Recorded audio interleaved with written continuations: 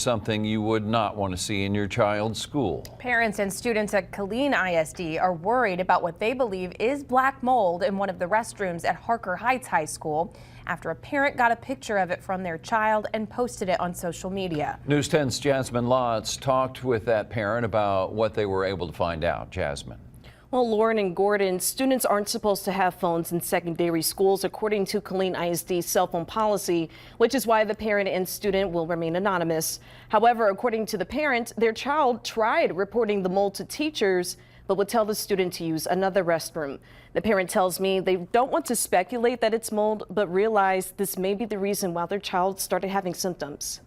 A Harker Heights High School parent says they've enjoyed sending their kid or kids to school there. And they've always been really good, really great, never had a problem. That's until their child showed them this picture of what appears to be black mold in one of the girls' restrooms. The parent, who wishes to stay anonymous, says their child has mentioned the mold to them before. I was like, okay, well, tell one of your teachers so they can take care of it.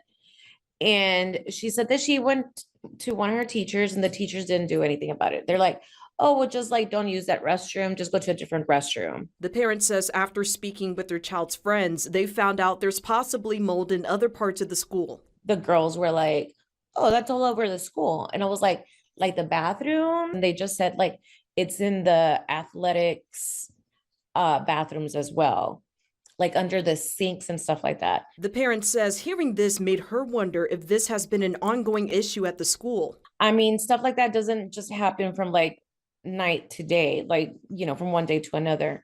And again, I don't know if it's really black mold or anything. I just kind of react, me as a mama bear, I kind of reacted. The mother wants something done now since the possible mold could be the reason to their child's health issues. She'll call me. She's like, Mom, I feel sick. I can't be here.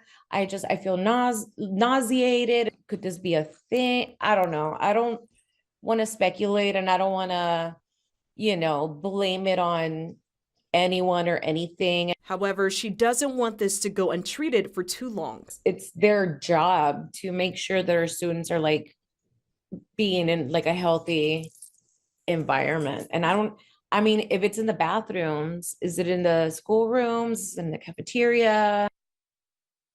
I've contacted KISD, who says they submitted work orders for the facility team to address it. No word on if this is the only restroom with mold or a timeline on when everything will be fixed. In the studio, Jasmine Lotz, KWTX News 10.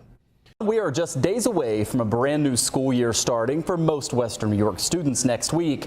But the Sweet Home Central School District hit a snag at one of its school buildings. Workers discovering mold in multiple classrooms at Willow Ridge Elementary. The superintendent has explained in a letter that was sent to parents that the mold was discovered right as teachers were returning earlier this week to begin setting up their classrooms for the start of the school year. The letter makes clear, quote, if there is even a question that the issue remains, we will not put any person at risk. And so cleanup is well underway right now. Our 7 News senior reporter Eileen Buckley was outside the school earlier today in the North Towns, and she checked in with the Sweet Home school superintendent to find out what parents need to know. I assure you, nobody will enter that building until it's ready to go and safe for everyone. A massive cleanup effort is underway inside the Willow Ridge Elementary building in Amherst. Sweet Home School Superintendent Michael Ginestri tells 7 News mold was initially discovered in some classrooms earlier this week. But as crews were working to clear out the mold, there was another find inside the building. So upon further inspection, as we're trying to figure out and pinpoint the problem, we go into the crawl space at Willow Ridge and we noticed a lot of standing water down there and humidity levels near 100%. The district sent out a detailed letter to Willow Ridge school families Thursday to explain the situation and how it's being resolved. I heard from some parents, they appreciated the letter out. They had some questions, but for the most part, we'll keep them informed every step of the way of what's going on. Ginestri says school crews are working around the clock with 2 vendors to eradicate the mold and pump out the water. They're also working to lower very high humidity levels inside the building. It's been a wetter summer. It's been very humid this summer. And I think all of that conducive to having water build up under the building. The The superintendent says testing for moisture and air quality will continue to make sure it is safe for everyone before the school opens. We should have that building clean top to bottom. I mean, every inch of that building will be clean. Now, the first day of school here at Willow Ridge is next Tuesday, September 3rd. If the problem is not cleared by then, the district will put its contingency plan into action. In Amherst, Eileen Buckley, 7 News. A large meeting was held tonight at Colleton County High School for parents of Northside Elementary School students. And Northside students haven't been to their classes in over a week after mold was discovered inside the building last Monday. Tonight, News 2's Matt Albert was at that meeting, explains when the kids will be back in school and where. Mold in Northside Elementary School. Tonight, parents came to Colleton County High School to find out what's next for their kids' school. I just want to go back to school. And soon, 4th grade student Naomi Willis will be back in class, but not at Northside, after a, quote, balloon of fungi was found inside the school. What do you think about going to a different school than your mom? Is that a little different? It is.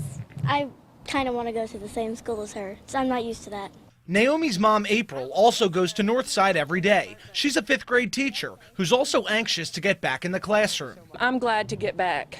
I think the kids are starting to get bored, and so I'm definitely glad for them to go back. Starting Thursday, 577 students from Northside will be split up into 3 other buildings. Officials say 1st graders will attend Black Street Early Childhood Center. 2nd through 4th grade students will attend classes at the Colleton Annex Learning Center.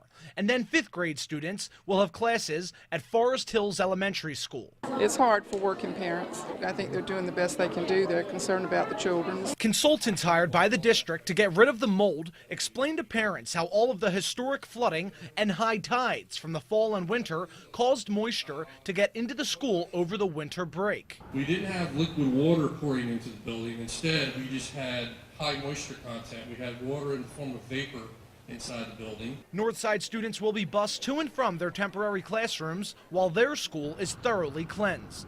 We'll make it work. District officials say they hope to have Northside Elementary School completely cleaned and students back in their original classrooms by the end of the month. In Colleton County, I'm Matt Alba for News 2. Alaman's Burlington School says it's dealing with mold problems again. The district found mold in 4 classrooms while replacing windows at East Lawn Elementary in Burlington. It's the latest issue after the district dealt with widespread mold problems at the beginning of the school year. WFMY News 2's Itanise McMiller found out what comes next. An ABSS spokesperson says this month alone they spent $5,000 on roof patches. They say the cycle of mold, HVAC, and roofing issues will repeat itself until they get enough money to permanently fix these issues. It is incredibly difficult to concentrate when you hear the drip, drip, drip sitting beside you in a classroom. So our students deserve better. Alaman's Burlington Schools spokesperson Les Atkins says that's the reality for many students when it rains. This is Graham High School during last week's downpour. The resilience of our staff, they come in early oftentimes and will mop up floors. They rearrange desks to make to make sure that they're working around any kind of buckets that they have within their classrooms to collect water. Williams High School had to close one of its bathrooms this week because of a leaking roof.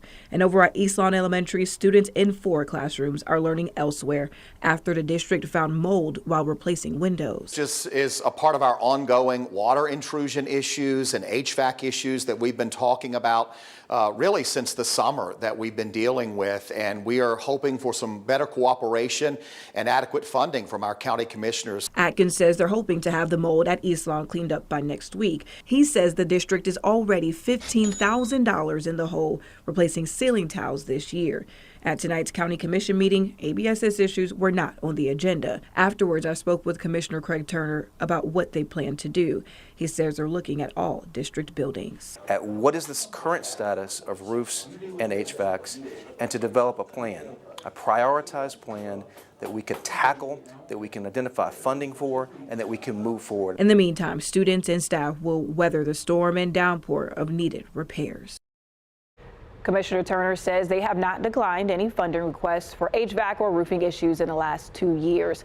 The study mentioned is expected to be complete by the end of this month, and there's also a county budget retreat at the end of the month to come up with priority projects. Well, breaking tonight, Spring Valley High School will shut down in-person learning until 2022 after discovering hazardous materials in the building. News 12's Jonathan Gordon is outside the school with the latest for us. Jonathan. Well, those tests revealed mold and asbestos here inside of Spring Valley High School, forcing the district to close the building down to everyone until the beginning of next year. I want to walk you through the timeline of how this all unfolded this week, beginning on Tuesday night. That's when the district sent out a letter notifying parents that they were shutting down the building for this week after discovering hazardous materials inside. On Wednesday, they reported that it was just mold, but further testing this week revealed a much bigger problem requiring months of remediation and abatement. Now, in the meantime, students will be learning remotely until the work is done. And in a district letter, the East Ramapo Superintendent of Schools wrote, quote, "We continue to place at the forefront the health and well-being of our students and staff." Now, there are growing concerns about just how long the district actually knew about these issues before finally deciding to act on it. We have sent out several FOIL requests to the State Education Department, and we hope to have those answers for you as quickly as possible. It's the very latest here in Spring Valley. Jonathan Gordon, News 12.